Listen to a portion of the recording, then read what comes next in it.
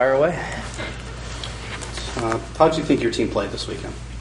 I thought we battled hard. I thought Friday was a real nice effort of not giving up. You know, going into Nebraska at 7,500 fans or so, maybe there at the game, and it was one of those things where we went in the third period down. They've never let in a goal, I believe, the third period this year. And, you know, we battled back to take the lead there on a 3-2 there on them, and they scored a late goal on us. But you know, even going into the overtime, you know, we kept going. And again, we narrowed down the bench in overtime, so a lot of guys played a lot there. But you know, I thought it was a real nice job, a nice team effort Friday night, and I thought Saturday we worked hard too. You know, and it wasn't so much that I thought we generated a lot of chances, even though they didn't result in shots. But you know, the opportunities were there, and that's what we want. I'd be a little bit more concerned if we weren't getting the chances around the net. We're just having to be missing the net or hitting shin pads, and we got to find ways to get pucks still through to the net.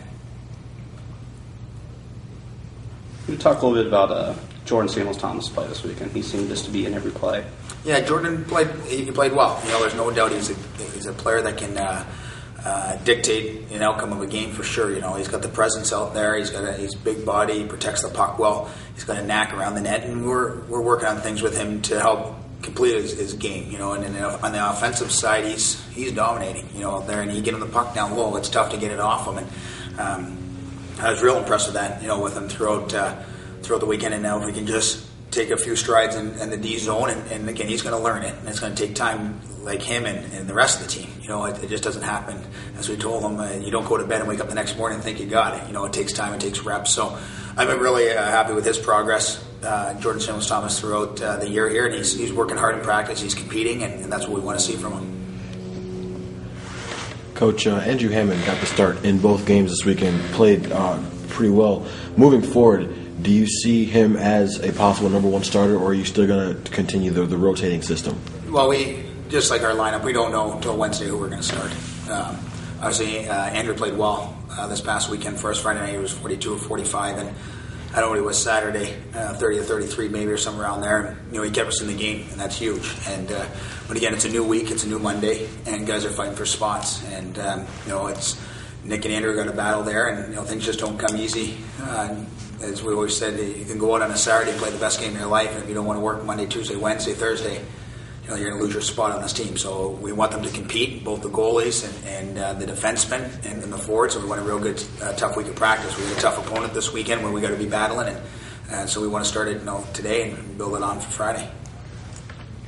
Coach, Friday night you got a lot of secondary scoring for some of the younger players. How important is that going forward to continue that secondary scoring? Yeah, that's huge. We had a lot of firsts there on Friday. You know, with Paj there and JST and Brian Patako. So it was nice to get those guys to contribute, and hopefully that, you know, knocked a couple of goose eggs off their stats, and they can move forward and hopefully get the confidence that, hey, you know, they can play. Brian Patako is a great hockey player. He's got terrific skill, shoots the puck hard, skates with speed, and you know, I really think if we can get him scoring some goals out there, and same with Nathan Pajot, very skilled offensive player, and it was nice to see those guys get those snipes out there for us, and with Jordan, it was nice for him too to get that one off, and as you see it dictate his play on Saturday. And it's funny, when you do get that goal, you tend to play with a lot more confidence out there, and so it was good. Now we just need a few others to break that goose egg there, and you know, we'll be fine then. You're convinced you're a better hockey team now than you were a week ago, or certainly definitely. Started. Yeah, I definitely believe that. I right through from the freshmen right through to the seniors, you know, and it's just it takes time, and it really does. It takes a lot of our guys, a lot of our freshmen they're 6 games deep in their college careers right now in terms of Providence and Mankato State, and then with Nebraska. So as I said, we're asking a lot of guys to do a lot of different things, and I'd be a little bit more upset if I saw us at all go in the other direction. But I've been real happy with their effort. I've been real happy with the way we've been paying attention to details. And now it's just a matter of keeping to hammer that down and going through our reps and systems so that it comes to the point where they're not thinking about doing it and they feel comfortable out there. But the work ethic's been tremendous. The locker room's been great. The senior leaders, I can't say enough again about them, you know, making sure guys are staying focused and on task. And just unfortunate we didn't get the win on Saturday.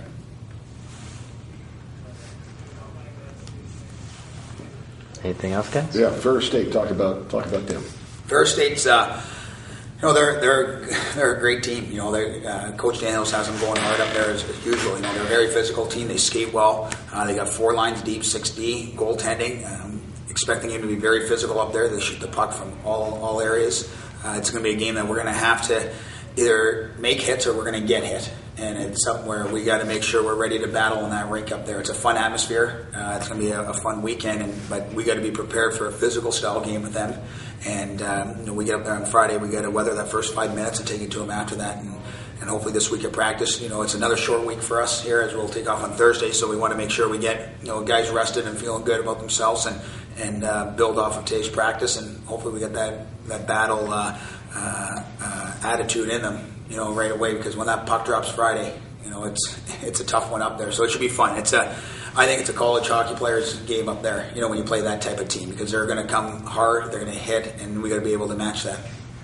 Would you like your team to be a bit more physical? Yeah, definitely I would like us. Obviously you always want them to finish checks, throughout, and I always think it's tough because, again, if you ask our D, it seems like they get hit quite a bit. And it's tough. It wears you. It's taxing on you.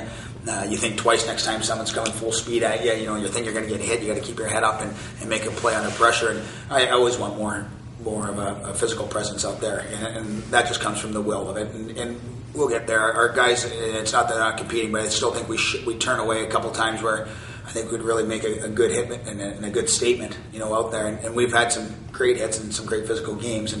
But like anything, you always want them finishing their checks and going through their mans. And that gives them doubt next time. Someone's coming in full speed at them. It's tough for a team to make a play if you already got hit once earlier in the game. You're just thinking, oh man, who's coming now? And hopefully that causes a turnover. Anything else, guys? I'm good.